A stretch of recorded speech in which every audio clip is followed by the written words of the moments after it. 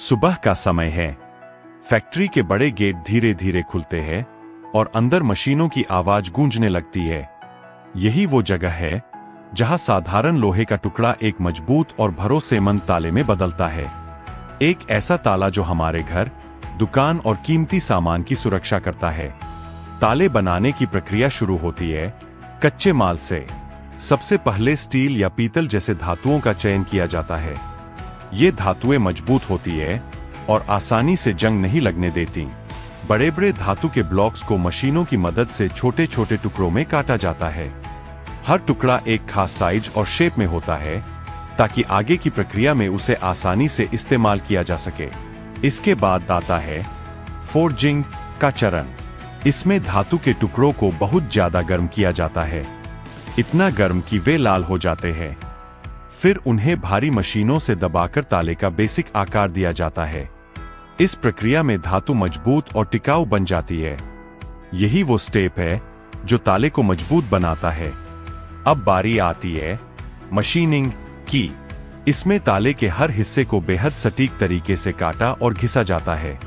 छोटे छोटे drill machine से छेद बनाए जाते हैं।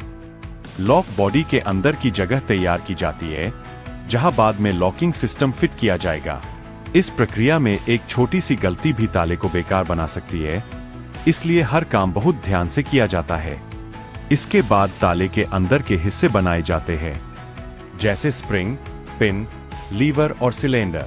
ये सभी छोटे छोटे पार्ट्स मिलकर ताले को खोलने और बंद करने का काम करते हैं। हर पिन का साइज और शेप अलग होता है ताकि हर चाबी यूनिक हो।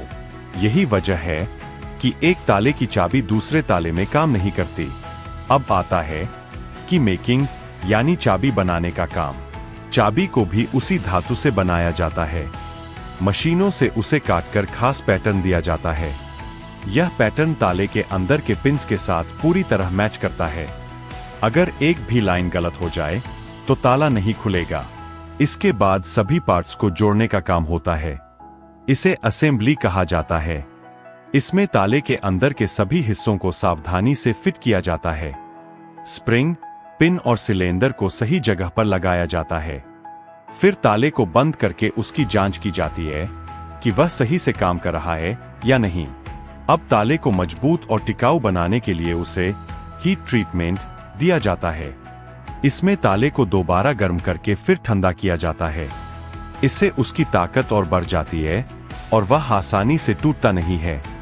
इसके बाद ताले की सतह को साफ और चमकदार बनाया जाता है। इसे पॉलिशिंग कहते हैं। कुछ ताले पर क्रोम प्लेटिंग भी की जाती है ताकि वे जंग से बचे रहें और लंबे समय तक नए जैसे दिखें। इस प्रक्रिया से ताले की सुंदरता भी बढ़ जाती है। अब आता है सबसे जरूरी चरण, क्वालिटी चेक।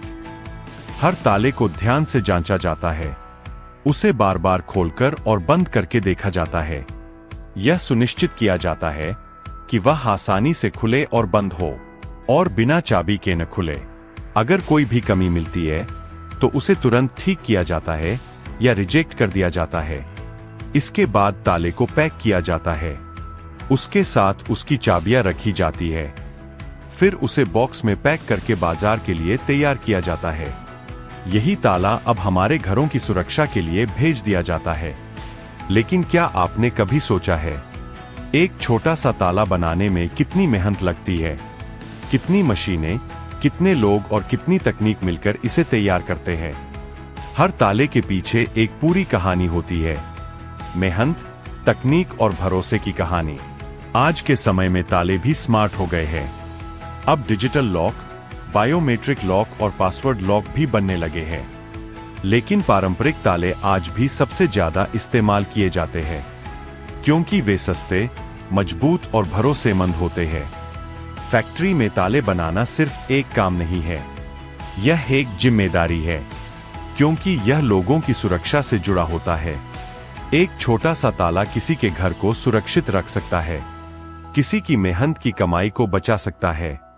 जब भी आप अगली बार किसी ताले को देखें तो याद रखें कि यह सिर्फ धातु का एक टुकड़ा नहीं है, यह कई लोगों की मेहनत और तकनीक का नतीजा है जो आपकी सुरक्षा के लिए बनाया गया है। और यही है फैक्ट्री में ताले बनने की पूरी प्रक्रिया। एक साधारण धातु से लेकर एक मजबूत सुरक्षा तक का सफर।